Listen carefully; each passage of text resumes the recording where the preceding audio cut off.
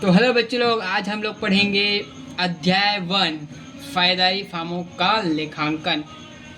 आधारभूत सिद्धांत, साझेदारी से आशय।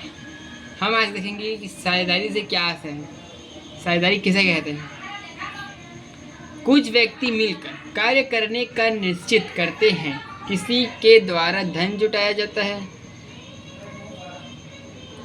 तो किसी के द्वारा ज्ञान और कार्य शुरू कर दिया जाता है।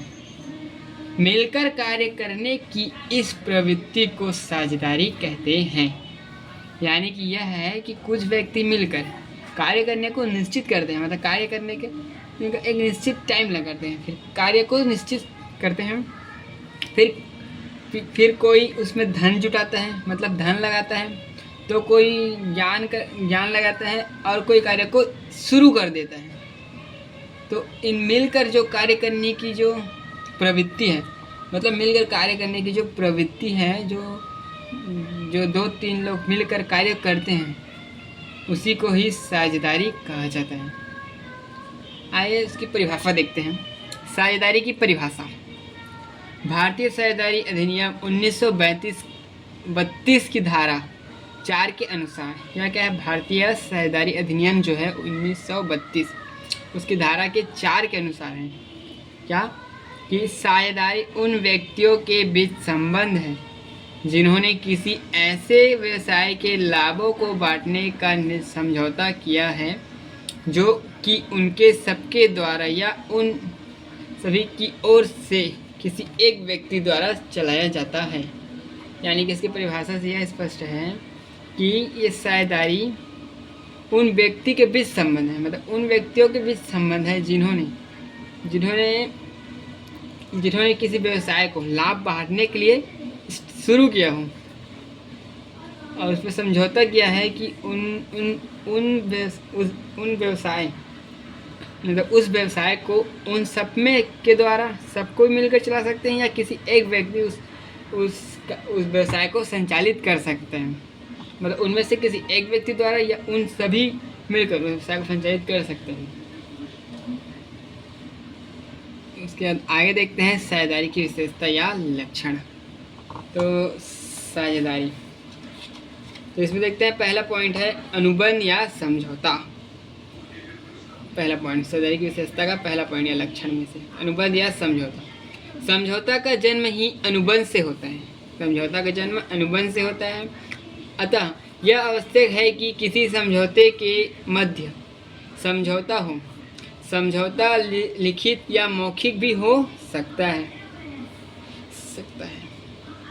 साझेदार के हित के लिए लिखित समझौता है। यहाँ पर यह बताया जा रहा है कि अनुबंध या समझौता, मतलब अनुबंध या समझौता, तो इसमें समझौता का जन्म अनुबंध से होता है।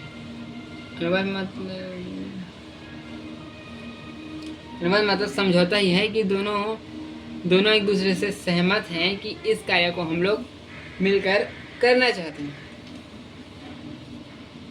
अतः यह आवश्यक है कि समझौते के मध्य समझौता लिखित हो या मौखिक भी हो। मतलब यह बोल रहा है कि समझौता दोनों के मध्य होना चाहिए। 2 व्यक्ति या 3 व्यक्ति है तो उन सब के बीच में एक समझौता होना चाहिए, एक अनुबंध होना चाहिए, एक ऐसा अनुबंध होना चाहिए जो लिखित प्रमाण हो या फिर मौखिक प्रमाण हो।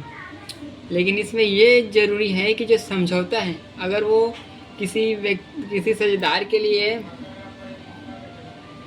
हित के लिए अगर करना है तो लिखित समझौता ही ठीक रहता है, क्योंकि लिखित प्रमाण रहता है जिसमें एक साझेदार दूसरे साझेदार को नहीं बोल सकता कि भाई तू इसमें साझेदार नहीं है। अगर लिखित प्रमाण होगा तो वो बोल सकता है कि मैं भी इस फॉर्म का साझेदार हूँ, मैं भी इस संस्था का साझेदार हूँ, या फिर मैं भी इस जो व्यवसाय है उसके लाभ का भागीदार हूँ। आइए दूसरा पॉइंट देखते हैं, व्यवसाय विशेषता। विशेषता या लक्षण में व्यवसाय भी आता है। तो देखिए इसमें कैसे, तो इसमें साझेदार के लिए किसी न किसी बौद्ध व्यवसाय का होना आवश्यक होता है। जब तक किसी व्यापार का उद्देश्य वैधानिक नहीं होगा तब तक साझेदारी नहीं हो सकती। तो इसका मतलब यह है कि व्यवसाय, तो व्यवसाय क्या है, मतलब जो साझेदारी के लिए किसी न किसी रूप से वैध व्यवसाय का होना आवश्यक। मतलब ये बोल रहा है कि जो साझेदारी है, जो व्यक्तियों के बीच जो मध्य संबंध है वह वैध होना चाहिए। वैध मतलब लीगल, कानूनी होना चाहिए।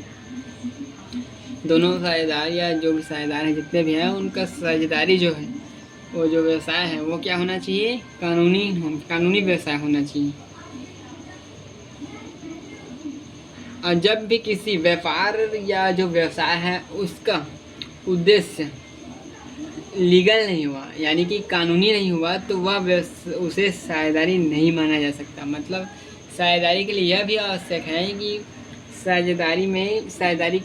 साझेदारी दो साझेदारों के बीच में एक लीगल संबंध होना चाहिए, लीगल समझौता होना चाहिए, मतलब कानूनी संबंध होना चाहिए। कानूनी अगर समझौता नहीं हुआ तो फिर वह साझेदारी व्यवसाय नहीं कहा जा सकता।